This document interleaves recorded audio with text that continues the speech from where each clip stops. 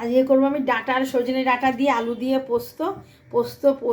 সর্ষে পোস্ত আমি এক জায়গায় বেটে রেখেছি, কাঁচা লঙ্কা দিয়ে বেটে রেখেছি।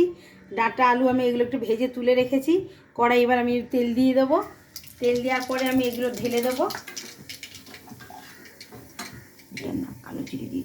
কালো জিরে দিয়েছি আমি, এবার এটাকে ঢেলে দিলাম।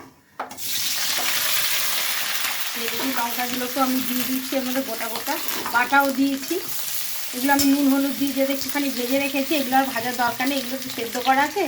এই পোস্ত সর্ষে আর কাঁচা লঙ্কা বেটে রেখেছি, এটাকে আমি ঢেলে দিচ্ছি এর মধ্যে। নুন দিয়ে ভেজে রেখেছি, নুনটা আর লাগবে না, একটু মিষ্টি দিলে হবে। নুন ঝাল মিষ্টি আপনারা যেমন খাবেন পরিমাণ মতন দেবে। আমি আমার এই ঝাল একটু ভালোই কাঁচা লঙ্কা দিয়ে গ্যাসটা কমানো ছিল, গ্যাসটা এবার আমি একটু বাড়িয়ে দিচ্ছি।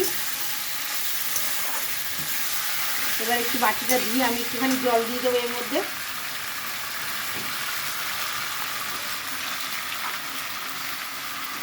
এর মধ্যে একটুখানি মিষ্টি দিয়ে আমি একটুখানি জল দিয়ে দিলাম এই বাটিটা দিয়ে।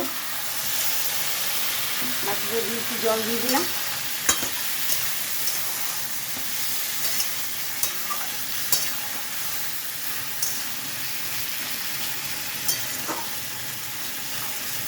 এগুলো যেহেতু আমার একটু সেদ্ধ করাই আছে, আমি আর একটুখানি জল দিয়ে দেবো এর মধ্যে। জল দিয়ে দিলাম আর একটু এটার মধ্যে।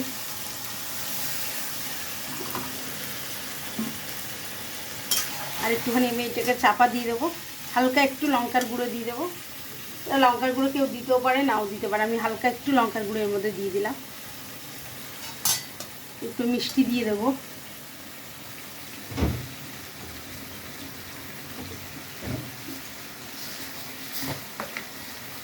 মিষ্টিটা আপনারা পরিমাণ যদি আপনারা খান মিষ্টি দেবেন, কেউ অনেকে খায় না, আমরা একটু অল্প মিষ্টি খাই, যেহেতু নিরামিষ পোস্ত তো একটু মিষ্টি দিলে ভালো লাগবে এটাকে।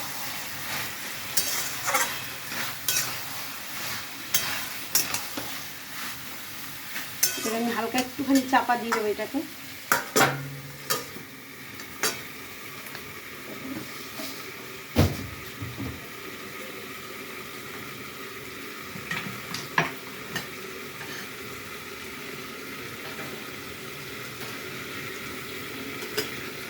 এটা আমার হয়ে গেছে, এবার আমি তুলে দেবো চাপাটা।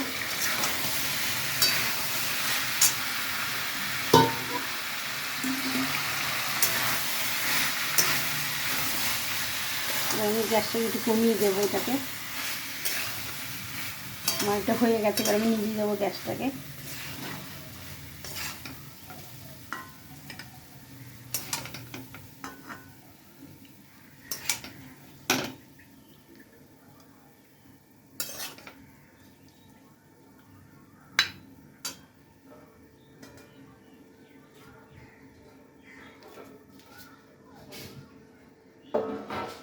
আপনাদের আমার ডাঁটা আলু পোস্ত কেমন লেগেছে, আপনারা যে যেখান দিয়ে দেখছেন শেয়ার করবেন, কমেন্ট করবেন, লাইক করবেন, সাবস্ক্রাইব করবেন, তাহলে আমি খুব খুশি হই।